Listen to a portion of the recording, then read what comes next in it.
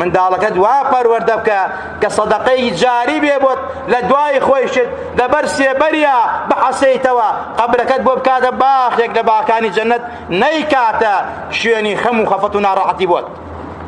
پێغەمبەری خوا إذا مات الإنسان انقطع عمله إلا من ثلاث إلا من صدقة جارية أو علم ينتفع به أو ولد صالح يدعو له. إنسان كمرد براسي هموش تكي نامينت قطع بيه قمبلو كردو خوي تواو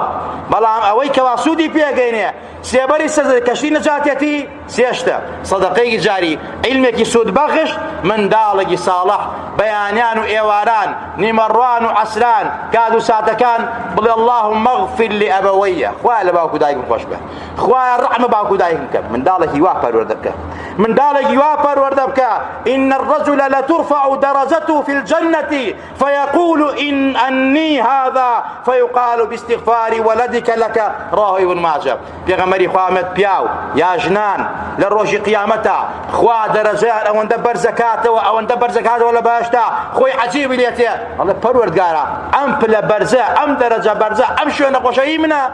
خافن بلي تويه بو تو ما بات بو تو داوا